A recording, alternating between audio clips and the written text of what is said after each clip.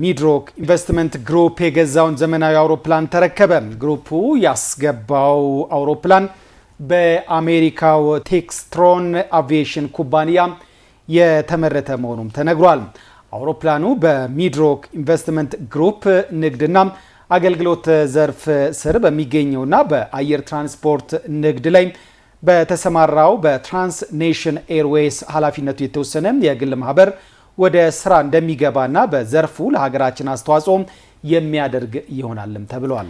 የትራንስኔሽን ኤርዌይስ ዋና ስራ አስኪያጅ አቶ አሚር አብዱል ወሃብ አውሮፕላኑ በሀገር ውስጥና በአፍሪካ አህጉር የአየር ትራንስፖርት አገልግሎት በመስጠት ዘርፉ የሚፈልገውን ዘመናዊ አገልግሎት ይሰጣል ብለዋል። አውሮፕላኑ መሰረተ ልማት ባልተሟላበት አካባቢም ጭምር አገልግሎት መስጠት የሚችል መሆኑን ልዩ እንደሚያደርገው አቶ አሚር ገልጸዋል።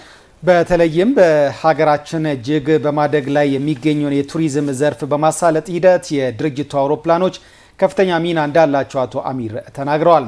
በአቀባበል ስነ ስርዓቱ ላይ የሚድሮክ ኢንቨስትመንት ግሩፕ ዋና ስራ አስፈጻሚ አቶ ጀማል አህመድን ጨምሮ የግሩፑ ከፍተኛ አመራሮችና ሌሎች ጥሪ የተደረገላቸው እንግዶችም ተገኝተዋል። ትራንስኔሽን ኤርዌይስ ኃላፊነቱ የተወሰነ የግል ማህበር በአሁኑ ጊዜ 2 አውሮፕላኖች ያሉት ሲሆን አስተማማኝ የቻርተር አውሮፕላን ትራንስፖርት አገልግሎት እየሰጠ ያለው ድርጅት መሆኑ ተመላክቷል።